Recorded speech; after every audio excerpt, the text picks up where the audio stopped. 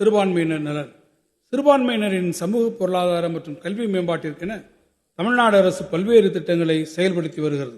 இதுவரை 159 கல்வி நிறுவனங்களுக்கு சிறுபான்மை நிலை சான்றிதழ் வழங்கப்பட்டது மட்டுமின்றி இவற்றில் 103 கல்வி நிறுவனங்கள் நிரந்தர சான்றிதழும் பெற்றுள்ளன.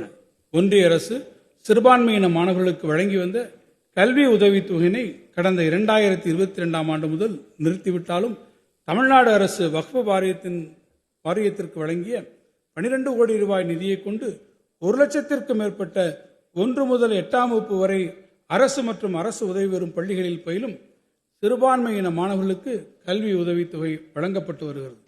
பழமை வாய்ந்த பள்ளிவாசல்களையும் தர்காக்களையும் பழுது பார்ப்பதற்கும் சீரமைப்பதற்கும் வரும் நிதியாண்டில் 10 கோடி ரூபாய் மானியம் வழங்கப்படும். அதேபோன்று பழமையான தேவாலயங்களை பழுது பார்ப்பதற்கும் சீரமைப்பதற்கும் இந்த ஆண்டு 10 கோடி ரூபாய் மானியம் வழங்கப்படும். இந்த வரவு செலவு திட்ட மதிப்பீடுகளில் பிற்படுத்தப்பட்டோர், மிகவும் பிற்படுத்தப்பட்டோர் மற்றும் சிறுபான்மையினர் நலத்துறைக்கு 1563 கோடி ரூபாய் ஒதுக்கீடு செய்யப்பட்டுள்ளது.